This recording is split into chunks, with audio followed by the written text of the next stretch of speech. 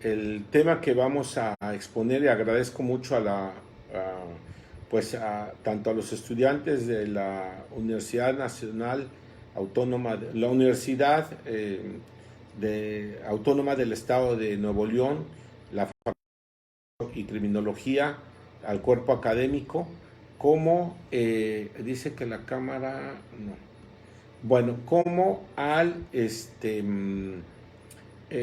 cuerpo académico de Derecho Administrativo de la misma universidad y también a los estudiantes del doctorado en Método de Solución de Conflictos y Derechos Humanos de la Universidad Juárez Autónoma de Tabasco y todo el demás público que puede verme también a través de Facebook, que lo he estado poniendo ahí también. Entonces, ya también acabo de abrir la opción para que lo puedan ver a través del Facebook si no se escucha bien o si hay alguna o algún problema con las conexiones. Quiero decirles que el tema que vamos a abordar es un tema de mucho interés. Se denomina, como ya se ha dicho, derechos humanos en México ante la emergencia del COVID-19, actos administrativos. Y bueno, es muy importante el tema porque nos estamos refiriendo a derechos que la verdad es que son esenciales para la vida. Entonces, tenemos primero, hay que resaltar que nadie estaba preparado de manera suficiente para pues para los efectos tan graves que está provocando este contagio de este virus COVID-19. Y tenemos que el Estado mexicano ha emitido distintas acciones a través de actos administrativos, servicios públicos que presta y que tienen efectos con la administración de justicia y específicamente con la esfera de los derechos humanos. Recordemos que los actos que mayormente se emiten por el Estado son los actos del Estado, de la administración pública, más que los actos legislativos y más que los actos jurisdiccionales. En ese contexto, entonces, tenemos que los actos administrativos, ya sea a través de servicios públicos o ya sea a través de acuerdos por parte de la autoridad, tienen un gran efecto en la esfera de los administrados y específicamente de los derechos humanos. Tenemos que el Consejo de Salubridad General emitió un acuerdo el día 30 de marzo, que es el acuerdo general que emite el Consejo, permítanme tantito, el Consejo de Salubridad General, que emite el Consejo de Salubridad General, que emitió en días pasados y que México vemos que tiene varias etapas para hacer frente al coronavirus. Por una parte tenemos que hay 5 etapas, de las cuales son acciones y actos administrativos emitidos por las autoridades para hacer frente al coronavirus, al contagio, muchas veces del derecho a la salud de las personas. Y la primera etapa inició desde el 27 de febrero, la segunda el 24 de marzo, la tercera etapa que ya va acompañada de quédate en casa, o la anterior que ya había iniciado de una sana distancia, ya inició desde esta fecha que les había comentado, que es 30 de marzo, con un acuerdo que saca el Consejo de Salubridad General y que dice que se suspenden las actividades que no son esenciales, ¿sí? Luego tenemos a ver, déjenme poner porque se me vuela aquí mi papelito. Permítame. Bueno, ahí está. Luego tenemos una etapa preparatoria que inicia el 18 de mayo y una que inició el día de ayer porque se emitió un acuerdo de lineamientos para preparar las actividades, que se llama nueva normalidad, para preparar las actividades económicas, que se aplica a todos los centros de trabajo, es decir, no solamente los del sector privado, sino público, social. Y entonces tenemos estos documentos que prevén pues limitaciones a ciertos derechos. Tenemos que con respecto al acuerdo de limitación de actividades no esenciales que todavía al día de hoy está vigente, se hicieron para mitigar la dispersión y la transmisión del virus del COVID, ¿sí? Y así vimos que el del 31 de marzo al 30 de mayo de este mismo año se suspendieron estas actividades, dictando una serie de acuerdos y resoluciones para suspender las actividades no esenciales y que se fortalecieron con los programas que son actos administrativos, ya sea generales o específicos, con el programa Sana Distancia o Quédate en Casa o varios otros más. Para que nosotros podamos entender qué es lo que sucede en el país, necesitamos en México conocer cuál es la situación que guarda el país, que lo hace distinto a los demás y por eso no pueden tomarse las mismas medidas que en todos los países. Primero es que más de la mitad de la población está en el sector informal trabajando. Esto es importante porque vemos que el sector informal está afectando mucho a la población.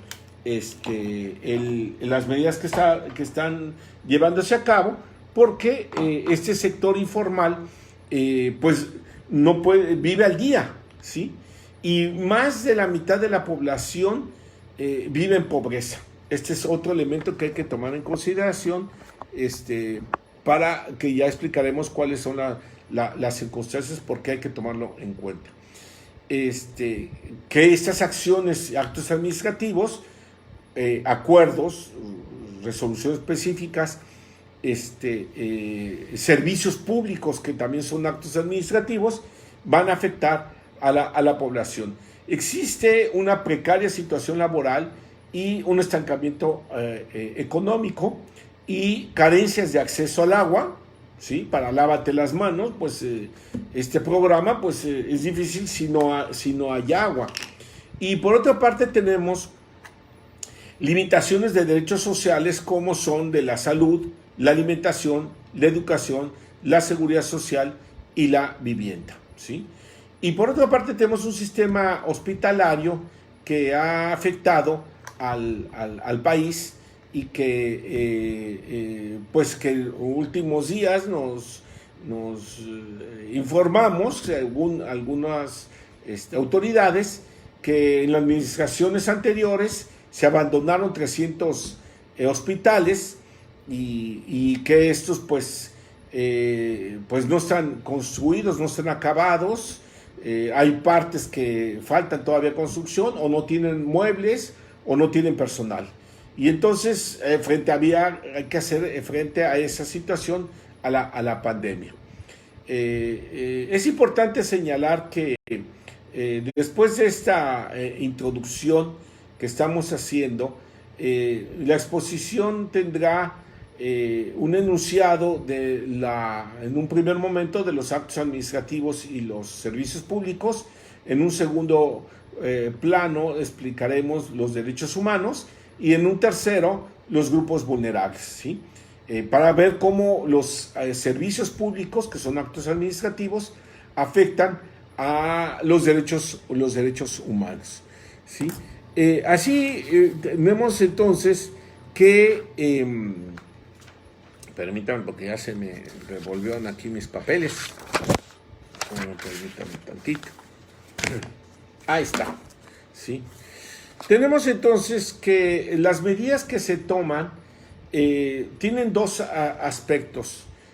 Una primera es que los acuerdos que se han dictado generales por parte de la autoridad administrativa, ya sea el Consejo de Salubridad General o las secretarías de Estado, y van dirigidos, como el de la suspensión de actividades no esenciales, van dirigidos a instituciones públicas sociales, y estas no van dirigidos a las personas específicas, sino a estas instituciones. Y por otra parte tenemos los programas que esos primeros son obligatorios, esto es importante señalarlos. Y los segundos, los que van dirigidos a las personas específicamente, son voluntarios, como quédate en casa, guarda distancia, lávate las manos, etcétera.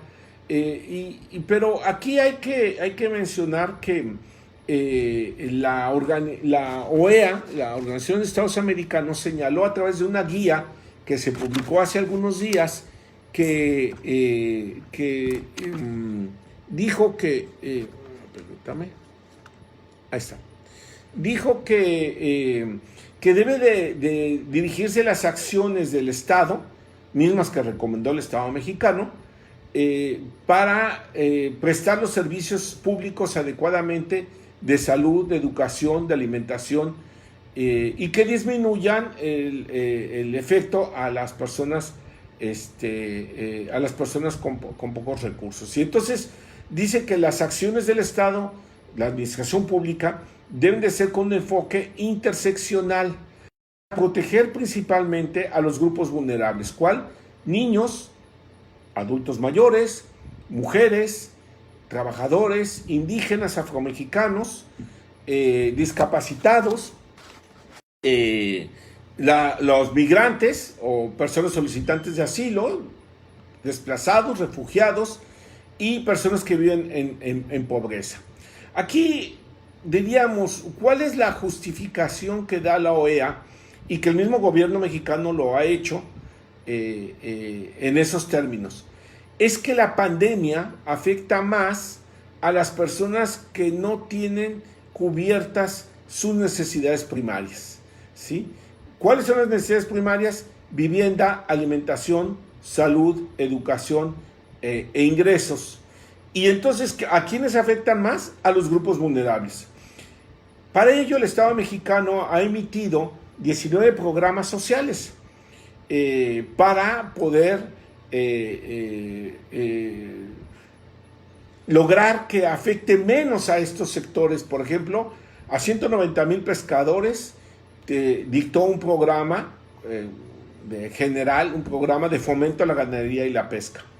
Otro para garantía de precios de garantía. Esto es para que los granos, el café que se produce, no sea el mercado el que los compra a un precio muy barato, de manera que les afecta a la población que los produce, y que de alguna manera desmotiva a los productores para poder seguir produciendo esos granos, esos productos.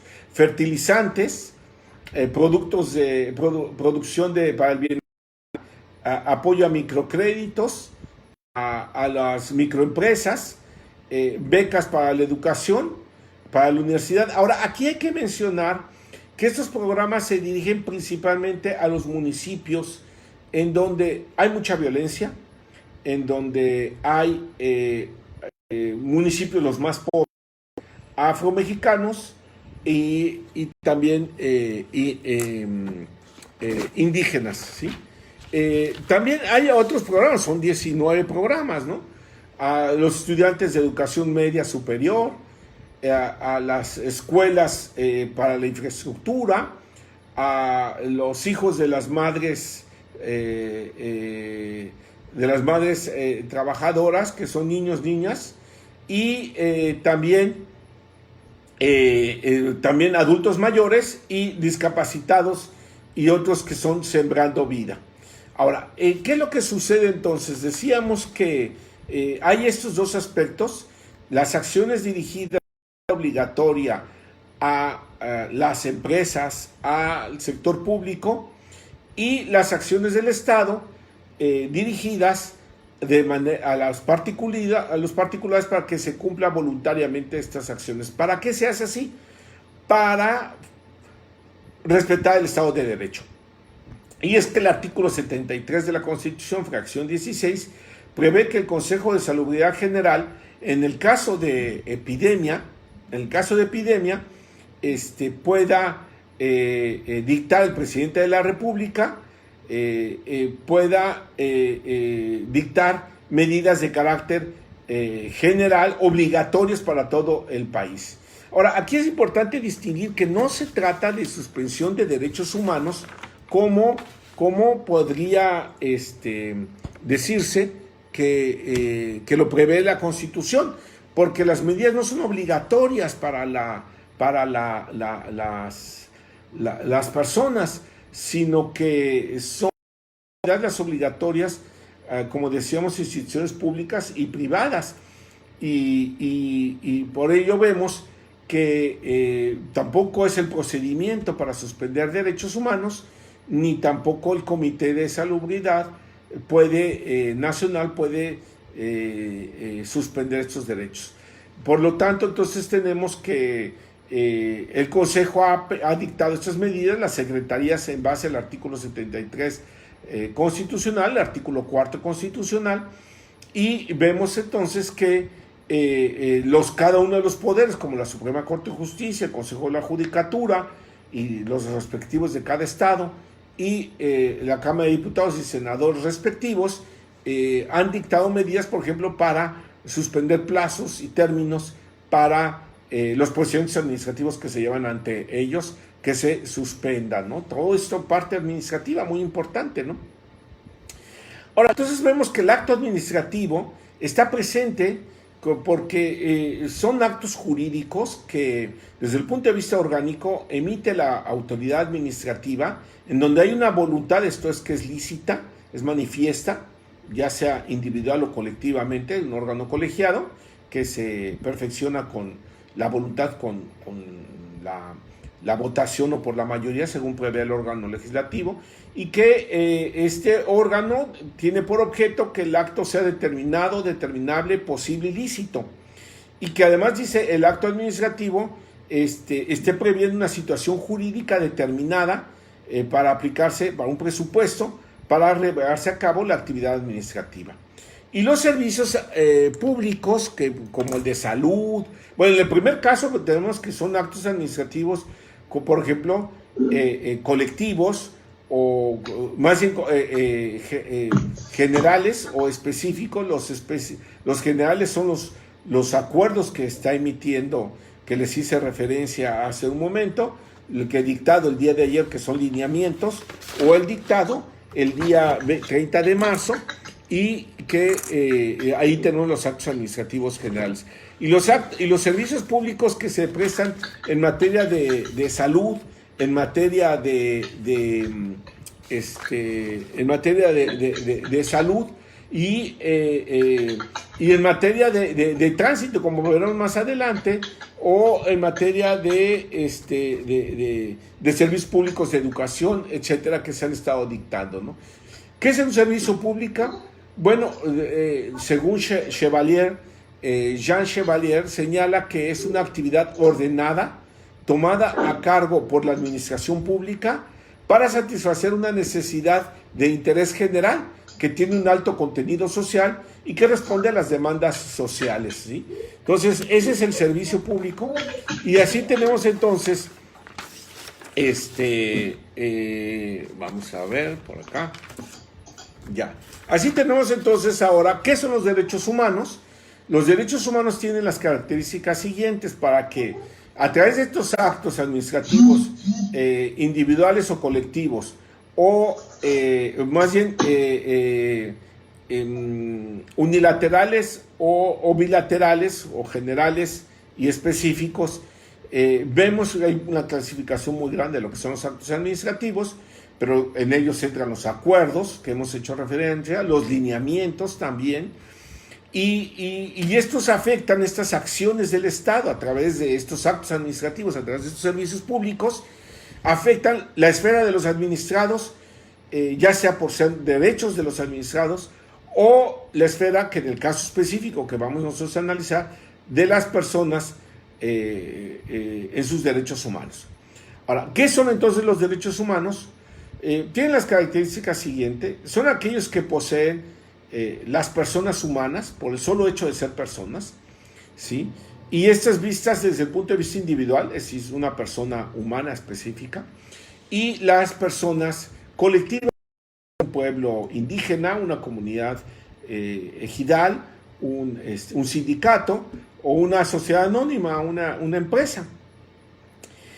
Claro que en este último caso, las empresas, las sociedades anónimas, existe ese derecho en razón de la protección del derecho de la persona, ¿sí? Así tenemos de la persona humana, y así tenemos que estos derechos emanan de los atributos de las personas humanas. Esto es, no son cualquier derecho, pues estamos viendo ahorita que hay derechos de los administrados que son distintos a los derechos humanos, ¿sí? Entonces, aquellos que emanan de los atributos de las personas y que están previstos en normas jurídicas de carácter fundamentalmente internacional, entonces tenemos que los instrumentos internacionales fundamentales prevén estos derechos humanos y que son pretensiones, facultades de contenido diverso, político, económico, social, cultural, y que estos derechos están basados en la dignidad de las personas, ¿sí? Y son inherentes, inalienables, imprescriptibles, indivisibles, iguales, y persiguen el interés general y el bien público, ¿sí? Aunque en México se ha denominado en la Constitución derechos humanos aquellos que prevé la Constitución, ¿sí? Aquellos que están en los instrumentos internacionales aceptados por el Estado mexicano, y los llama derechos humanos.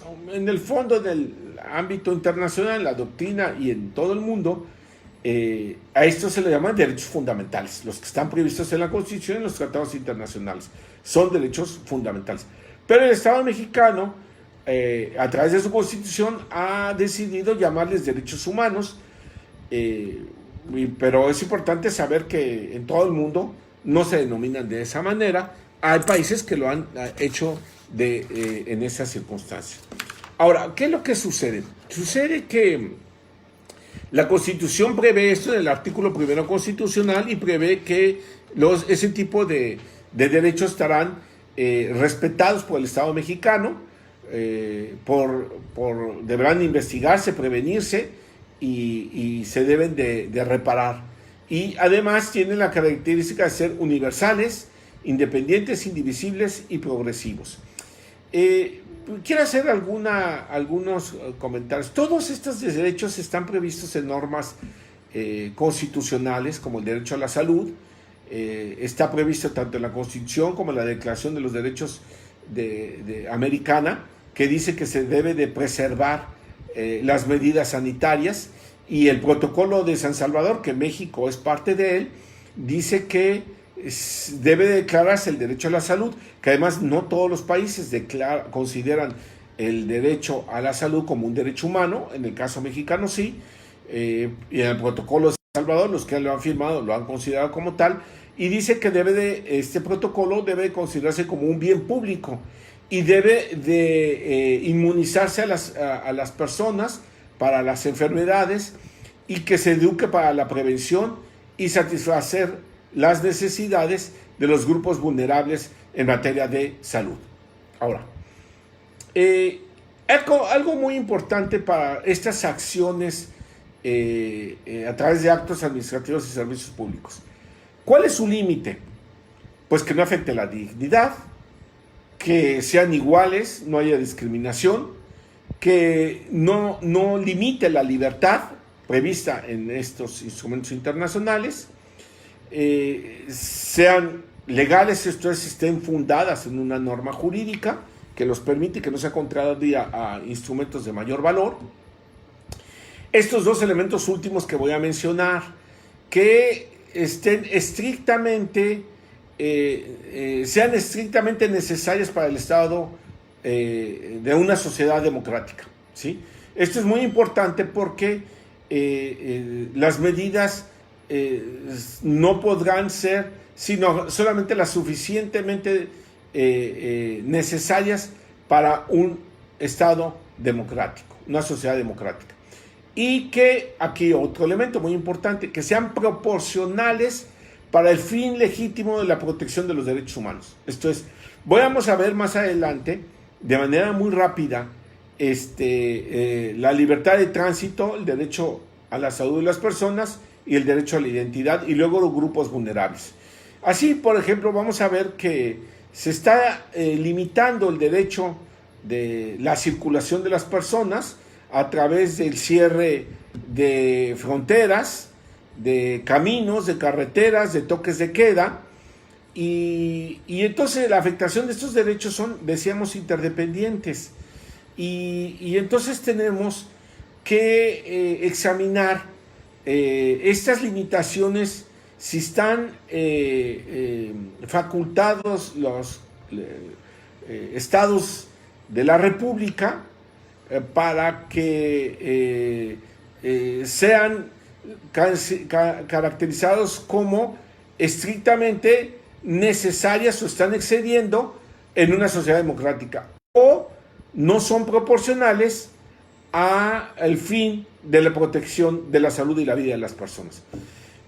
Hay casos que son claramente violatorios del derecho a la salud y a la vida de las personas, como son el caso de toques de queda que se han dictado en Querétaro, en Quintana Roo, Yucatán, Jalisco, Baja California, Sonora, Nuevo León, Chihuahua, Coahuila y Morelos. Entonces, estos toques de queda son violatorios de derechos humanos, ¿sí? Hay otros también que se consideran violatorios de derechos humanos. Ahorita vamos a hacer la reflexión. Hay un programa de Sonora que se llama Quédate en casa obligatorio fase 2, ¿sí? Es obligatorio y decíamos que tiene que ser voluntario, ¿sí? Luego dice también el aislamiento obligatorio en Michoacán y en Jalisco, ¿sí? O el cierre de fronteras internacionales de Coahuila, Tamaulipas y Nuevo León. Ahí ha sucedido que 21 puentes fronterizos han tenido el control estricto de estos estados y que tienen frontera con los estados respectivos de Norteamérica y no tienen facultades para ello, no son proporcionales, ¿sí? Luego tenemos que el 20% de los municipios del país tienen acceso restringido, controlado, pues ya sea por las autoridades municipales o por la población misma, y en total son 340 municipios, que en Campeche son todos los municipios, en Guerrero el 80%, Veracruz el 36% de municipios y en Oaxaca el 25%. Ahora, aquí la pregunta es, ¿las medidas tomadas son proporcionales para una protección de una sociedad democrática? Y la pregunta también sería, ¿son proporcionales para el fin legítimo de la protección del derecho a la salud? Si reflexionamos, y esto tendría que decirlo las autoridades sanitarias, si por ejemplo cerrar todo un municipio, si esto evita que evidentemente en un momento dado, durante el tiempo que está cerrado, pues no habrá contagios, como es en varios municipios, o Campeche, que tiene es el estado uno de los estados con menos contagiados del COVID-19. Pero aquí la pregunta es, y dirá la Secretaría de Salud y el Comité de Salud, si en la evitar que se siga propagando es que se infecte un porcentaje y crea un sistema inmunológico más fuerte en el resto de la población. Si ese proceso simplemente lo que están haciendo es retardarlo y posteriormente lo están lo van a tener este proceso.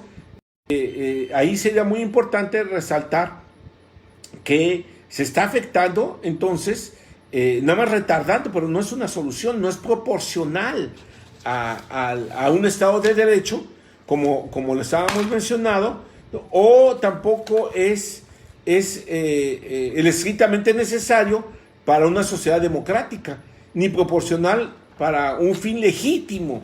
Entonces, eso tenemos que analizarlo para estos casos. Y por otra parte tenemos que,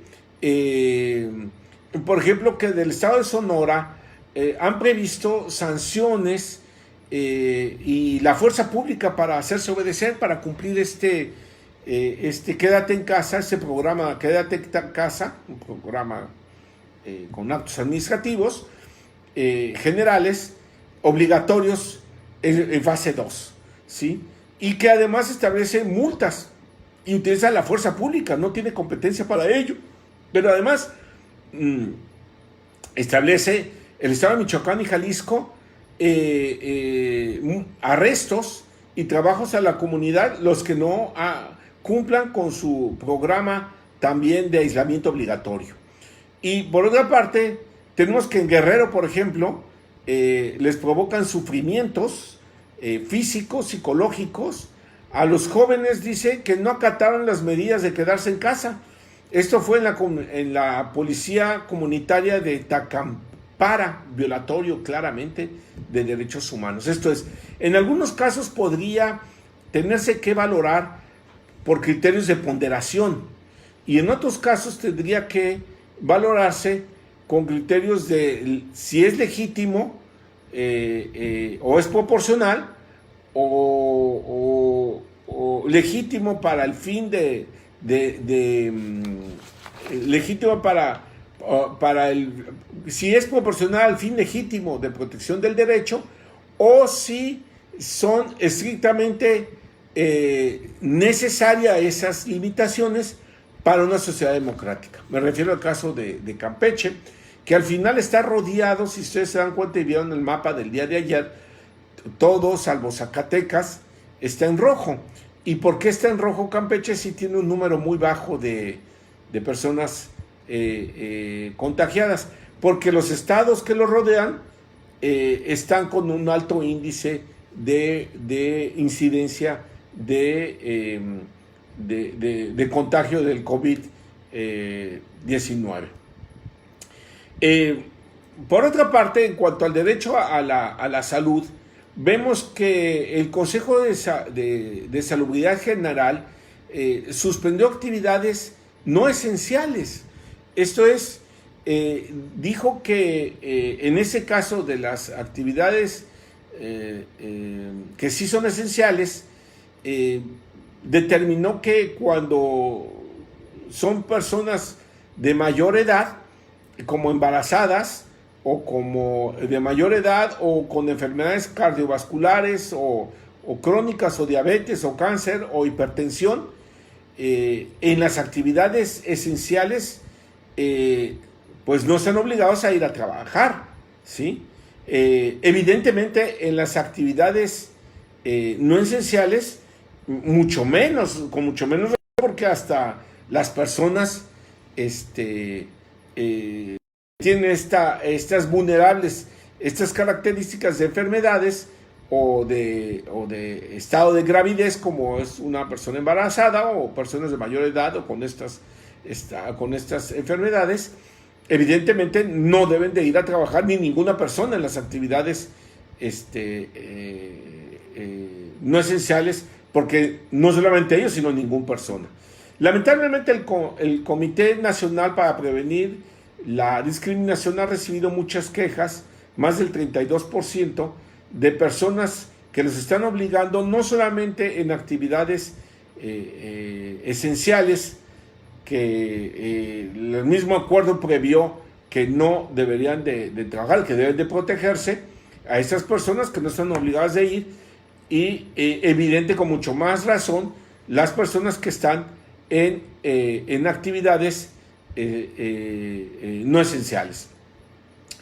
En Chihuahua y en Ciudad Juárez hay 340 trabajadores de una sola maquiladora que hicieron paro técnico porque exigían que se les diera, como los estableció según la Ley Federal del Trabajo y que está previsto, que no hubiera, que se les pagara íntegro y prestaciones de sus trabajadores, y como no era una actividad esencial, que no tuvieran que acudir a trabajar.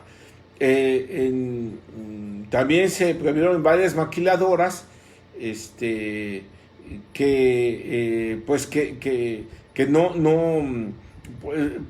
no se afectara ni se exigiera ir a estas personas a trabajar. Y hay en una maquiladora 13 trabajadores, ¿sí?, en una sola maquiladora. En Baja California hay 60 en varias maquiladoras que están contaminadas porque no se tomaron las medidas adecuadas. Lamentablemente hay empresas como el Grupo Salinas, que tiene, pues, una empresa que tiene telecomunicaciones, no solamente televisión, radio, sino cable, bancos, motocicletas, y que tiene trabajadores no solamente en México, en toda la República, en la mayoría de los estados de la República, sino en Honduras, Guatemala, Salvador, Perú, Brasil, etcétera, y que en varias de sus empresas están, y que, bueno, se dedican también a vender muebles, venta de electrónicos, muebles para casa, y están estableciendo que están estableciendo, a ver, déjenme ver qué dice aquí. Ay. ¿Qué pasó? ¿Sí me están viendo los del...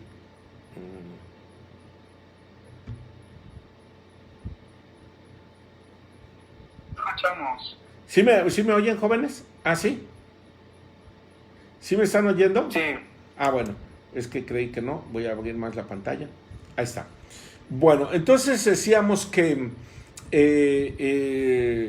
este grupo está obligando a sus trabajadores a asistir, y hay presidentes municipales que han cerrado las tiendas, y otros trabajadores han dicho que debe haber un trato igual, y que si les obligan a ellos cerrar, pues también deben obligárseles a estas mueblerías o estos locales del Grupo Salinas para su protección, que debe haber un trato no desigual.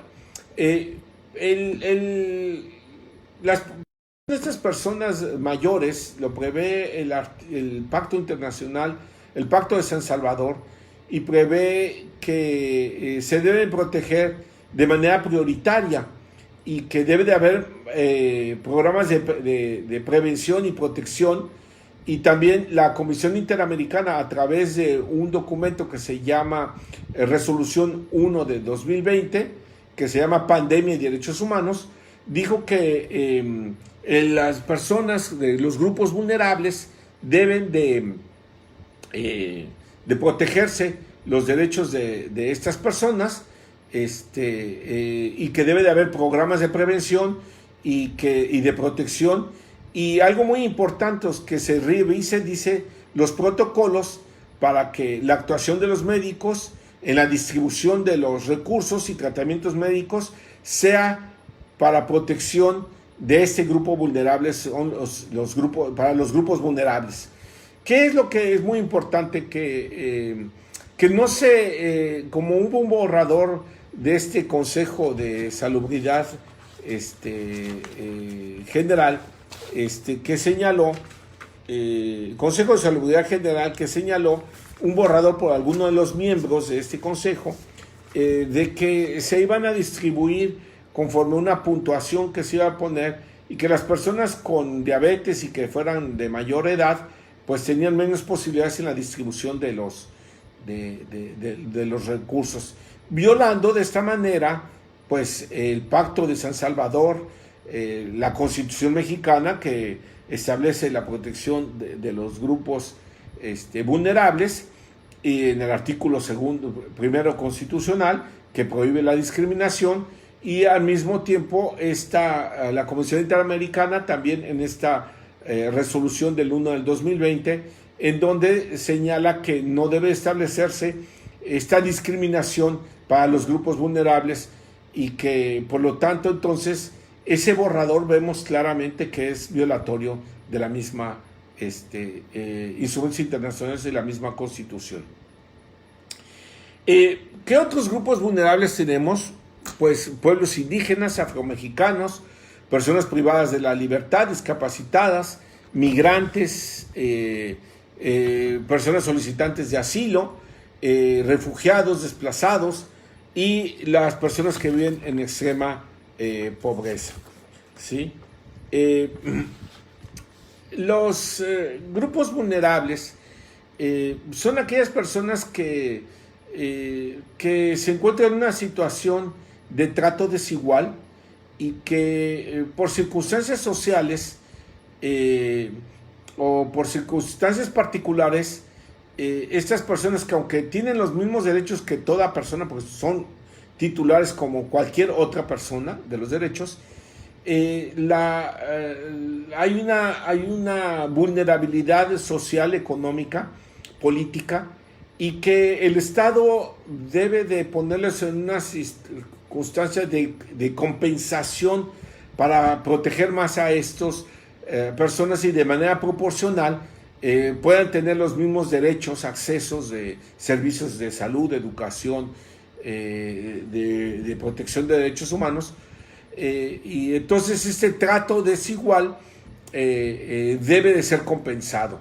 Ahora, aquí es importante señalar que en la pandemia que estamos viviendo, tenemos como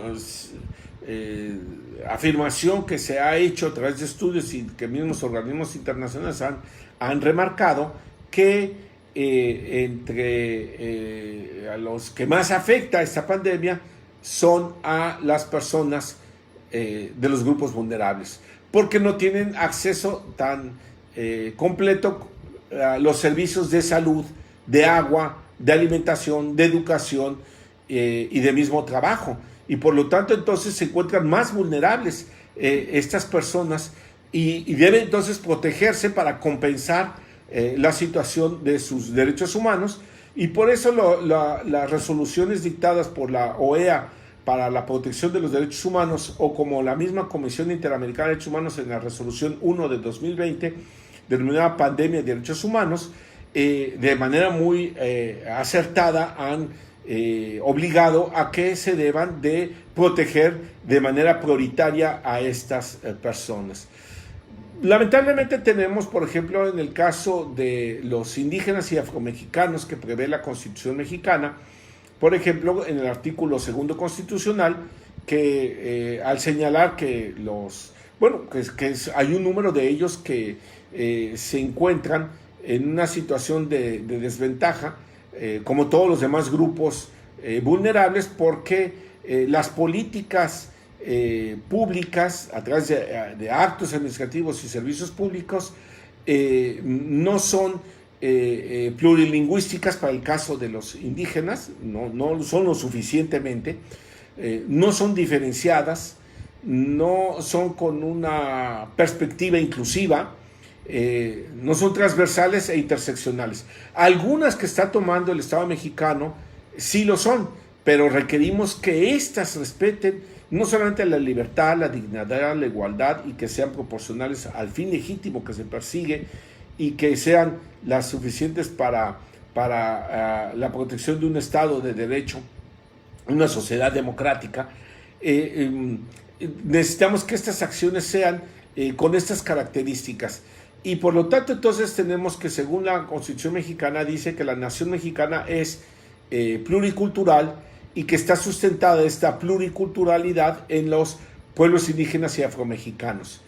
Lamentablemente este sector son los que se encuentran en una situación muy alta de vulnerabilidad, de pobreza, de social y de acceso a los servicios de salud, de escolaridad.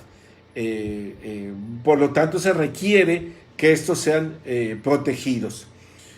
Por otra parte, tenemos que en la resolución 169 de la OIT prevé que deba de, los artículos 24 y 25, que el derecho a la salud de los pueblos indígenas debe protegerse a un nivel máximo, dice, de salud física y mental, ¿sí? Y eso nos obliga a ese documento, ¿sí? Las personas privadas de su libertad, aquí hay que bien mencionar, está previsto en el conjunto de principios de la protección de todas las personas sometidas a cualquier forma de detención o prisión, dice en su artículo 1 y 24 que pues estas personas deben de reconocerse su dignidad y su derecho a la atención a los servicios médicos, y se recomienda que se protejan estos. Lamentablemente, un sector muy importante según las recomendaciones de la Comisión Nacional de Derechos Humanos, están en sobrepoblación, y entonces están en riesgo muy alto, porque un número muy alto de ellos tienen mala alimentación, están desnutridos, tienen estrés, tienen enfermedades, tienen tuberculosis y otras enfermedades, con un sistema muy importante inmunológico muy bajo. Entonces es muy importante señalar que este derecho debe de, permítame tantito, este derecho debe de protegerse.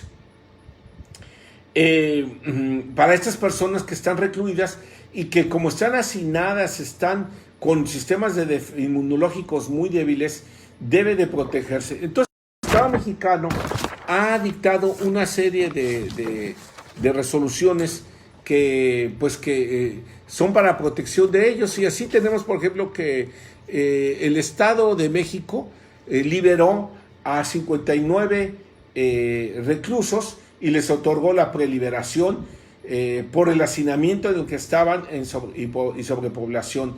Y estos los tomó, los consideró también en la Ciudad de México a 1864 presos les otorgó la libertad condicionada, ¿sí? Para que con uso de brazaletes electrónicos poder disminuir la sobrepoblación que se tiene. Y en la Ciudad de México se otorgaron la liberación por razones humanitarias a 78 reclusos, y esas razones humanitarias eran de las personas que habían cometido delitos patrimoniales, pero no con violencia, ¿sí? Bueno, la Comisión Interamericana de Derechos Humanos, en su resolución 1 de 2020, previó que, y así lo hizo el Estado mexicano, que se buscaran alternativas para esta preliberación de los problemas que tienen los reclusos en toda América Latina, y que se tomaran estas medidas, las cuales las siguió a cabo el Estado mexicano. Y también recomendó que para que los que se quedan se tomen medidas para su protección de aquellos que se quedaron con su privación de la libertad. Y también señaló que las medidas de protección de aquellos que se quedan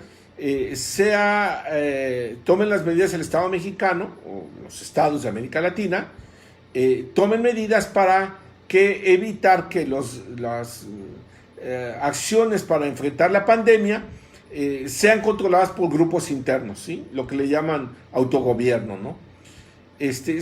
También publicó hace algunos días en México la ley de amnistía, ¿sí?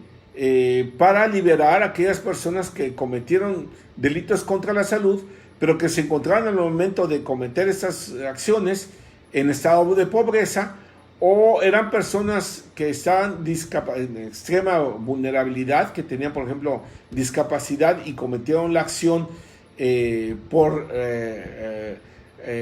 coacción o porque se lo solicitó alguna persona vinculada a ella, y que o la delincuencia organizada, y esta persona se encontraba la discapacidad en una situación de extrema vulnerabilidad. Y también se otorgó la amnistía para indígenas y afromexicanos que en el proceso judicial no tuvieron acceso a un traductor para su protección. Ahora, respecto a los discapacitados. Bueno, los discapacitados tenemos que no es lo mismo las medidas que se han tomado, porque tienen barreras de la sana distancia, de lavarse las manos, de quédate en casa, no solamente por los aspectos que decíamos que todos los grupos vulnerables que estos carecen de manera general de los servicios, el mayor número de educación, de servicios de salud, y viven en pobreza, sino también porque no es lo mismo muchos de ellos para trasladarse de un lugar a otro, que cualquier persona, pues que tienen que a veces arrastrarse, ¿sí? O en una silla lavarse las manos. No es de la misma manera, porque además lamentablemente no están las instalaciones muchas veces en todos los lugares para que ellos puedan lavarse las manos. Y entonces se requiere que pues se tomen medidas para la protección de los derechos humanos de estas personas discapacitadas. Y México firmó el convenio internacional para la protección de las personas discapacitadas, que obliga a que se tomen estas medidas de protección. También la misma Declaración Universal los prevé, el Pacto Internacional de Derechos Civiles y Políticos, y bueno, pues históricamente han sido muy determinados, y se requiere pues darles un trato real, igual, y se requiere su protección. Bueno, entonces eso es lo que tenemos. Por otra parte, tenemos que los migrantes y refugiados y desplazados tienen difícil acceso. No solamente viven en extrema pobreza, muchos de ellos huyen, por ejemplo, refugiados o migrantes, por la situación de sobrevivencia, porque no hay alimentos en sus estados. Por ejemplo, en Honduras, un gran número de ellos vienen porque están huyendo de una necesidad, no solamente de violencia, sino de una pobreza extrema. Y eso se les considera que es el mayor número de migrantes de la frontera sur, y tienen evidentemente a ellos un poco más complejo el acceso a la salud, a la vivienda y al empleo, que aunque el Estado mexicano hace esfuerzos muy grandes para tratarles de darles en las estaciones migratorias, pues que se les alojan aparentemente temporalmente mientras se resuelve su situación migratoria. Todo el mundo sabemos que tarda 2 o 3 meses y a veces más, y que los servicios de salud son muy limitados. La desnutrición en la que llegan pues los hace que su sistema inmunológico se vea deteriorado. Entonces se requiere la protección de ellos de una manera específica, aunque el Estado mexicano ha estado tomando medidas específicas. Miren, esto es lo que podríamos mencionar, y por mi parte es lo que puedo explicarles, y muchas gracias por haberme escuchado en esta conferencia. Muchas gracias. Voy a terminar la de Facebook.